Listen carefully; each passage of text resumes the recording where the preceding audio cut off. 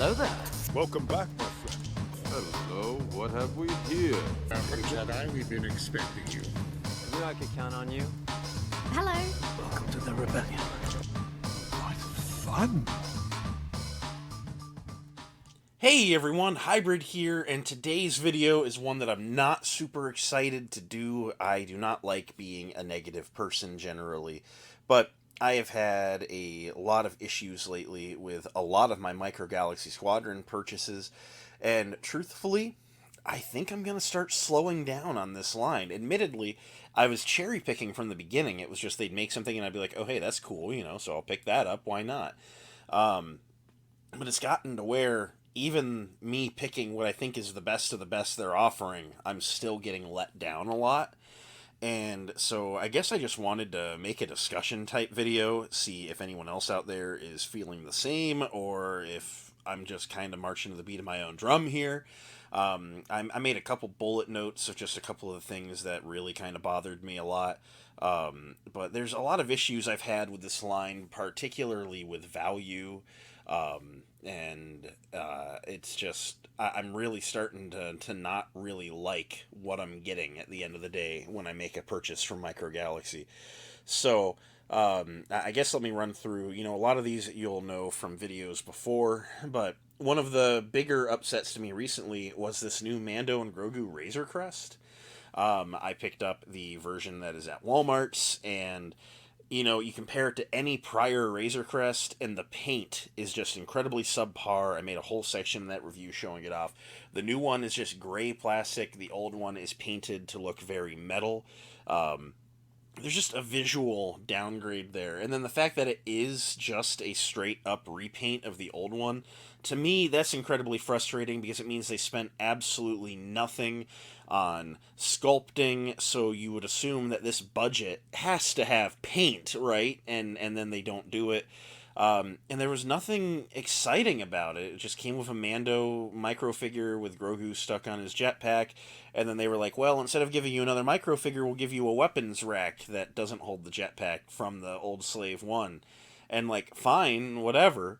And then they made a Target exclusive one with some blast effects, and they included Zeb. Zeb should have just been in the one in the first place. Blast effects, in my opinion, don't look good on anything without lights.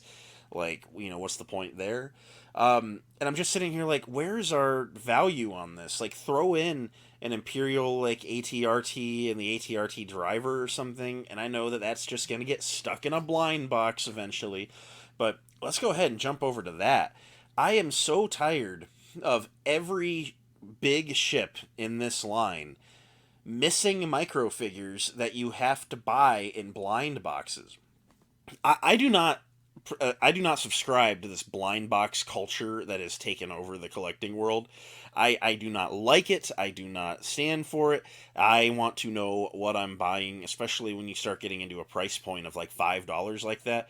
The only blind box I'm willing to do is when I put a quarter into one of these, and I don't know what color the gumball's gonna be, but they all taste the same, so it doesn't matter anyway.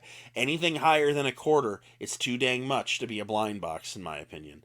The only time I ever buy the blind boxes is when I go down the toy aisle and I see that someone has gone through and cut the tape on all of them to find the ones that they want.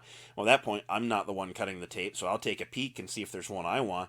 But then I really have to think, man, is a 1-inch tall figure and a 2-inch tall super skinny speeder bike worth it for $5? Usually not, in my opinion, especially considering that twice that price will get you a TIE fighter or something. It's a drastic increase of value for $5 more. The value's just not there. And when I go and I buy a ship like the Havoc Marauder for $30, $35, and you only give me Wrecker out of the Bad Batch, and then I need to buy the entire rest of the crew via blind boxes over the course of 5 waves, the hell with that? No.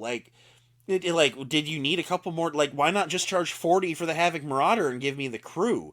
Because now I'm going to have 4 speeder bikes or ATRTs that I don't want because I want to put the figures in the cockpit of the Havoc Marauder. Very high-key frustrating. They've never given us a gunship, a clone gunship that's full of characters. And it's just, why? What is going on? there have been a couple of these Walmart exclusive 2-packs going on lately that I have been generally frustrated by. They offer no value, it's the same as buying a full loadout, and I've found that they are just not that great. There was the one with the TIE Striker and the ATST, and it came with the hovering, turret. I'm blanking on the name of it. The E-Web.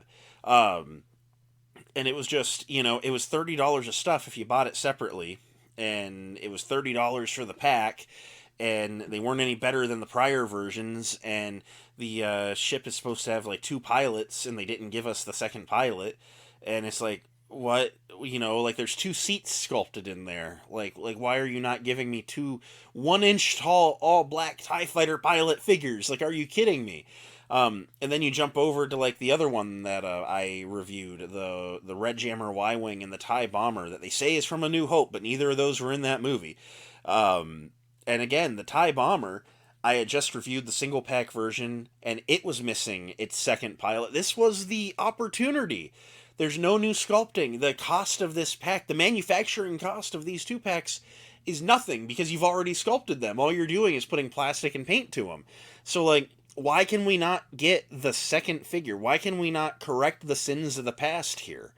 And they never do it. They never take their opportunity to make the product better when there was issues in the first place.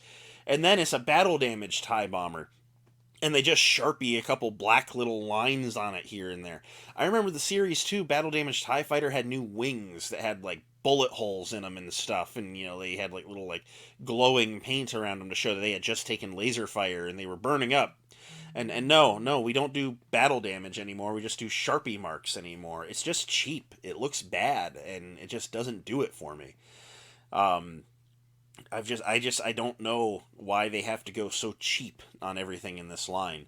The Vault ATTE I reviewed a while back with the Wolfpack, no pilots to drive it, no gunner to fire the guns. You're gonna give me one of those blind box speeder bikes to imply there's value, but you're gonna give me Plo Koon and 3 Wolfpack clones. So like, who's driving this thing? Who's flying this thing? Like, I can put all of the troopers in the cockpit, and now none of the turrets are being operated because every turret has a seat.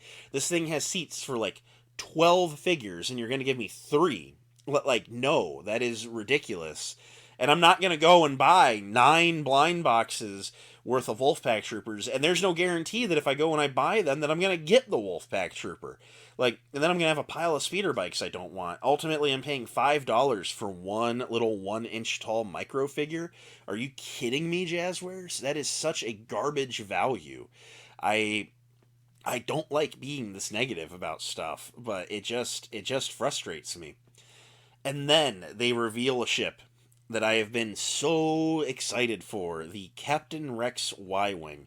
The Clone Wars Y-Wing is arguably my favorite Republic era vehicle. I love it despite its lack of screen time. The Y-Wing is my favorite original trilogy Rebel fighter, and I love the paneled off version of the prequels, and I have been waiting for them to give us some sort of prequel Y-Wing. I was kind of hoping for the yellow one, the amassable one, but that's certainly coming because they love to repaint them.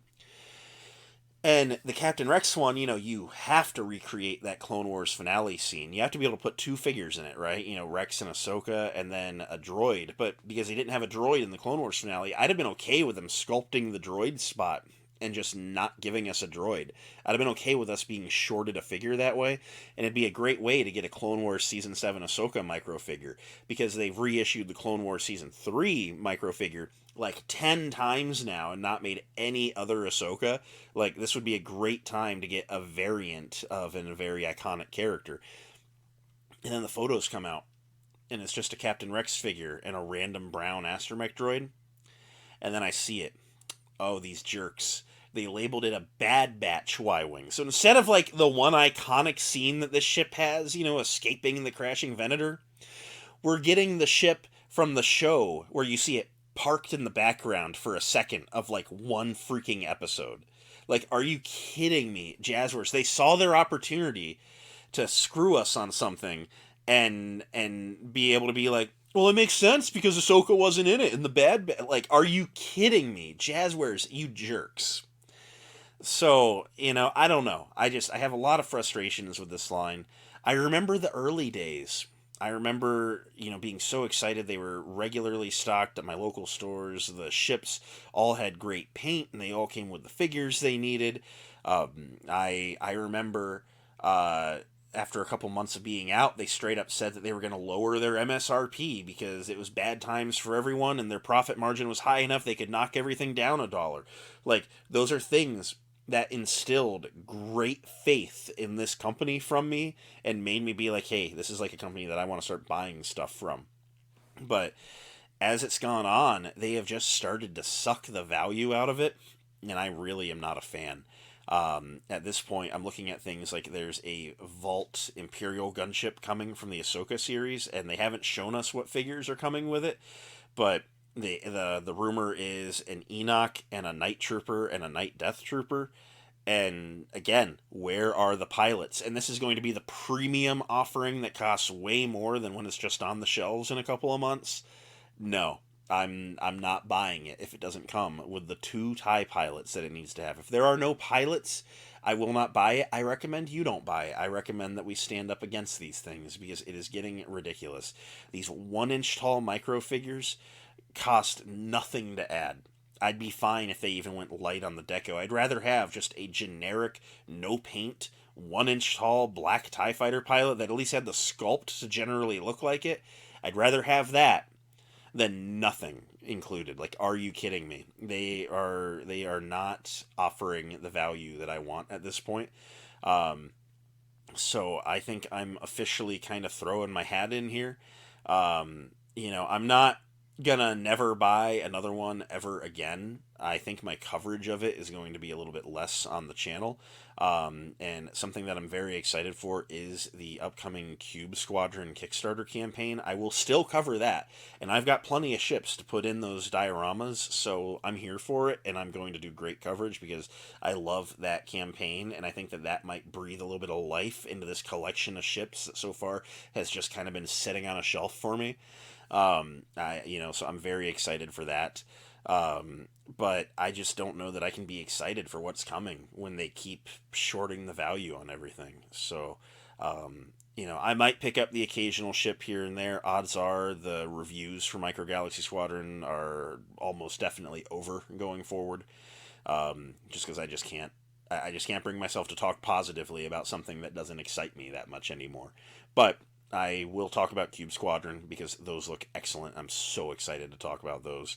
Outside of that, the Micro Galaxy coverage is probably going to get a little bit light. So, I hate to say it, but the line has not impressed me, and that's where we're going to be. So, let me know in the comments, what do you think? Am I spitting? Am I completely waffling here? I'm probably going to send this to the Jazzwares customer service line, see if I can get them to send it to the team. I don't think that's going to ultimately happen, but it'd be cool if they could take some feedback. I'm going to go work on something else now. So may the force be with you. Thank you for hanging out with me. Again, I don't like being negative, but I've wanted to say it for a while. I'm just very frustrated with these. So anyway, I'm going to go work on something else. May the force be with you, and I will catch you later. Bye.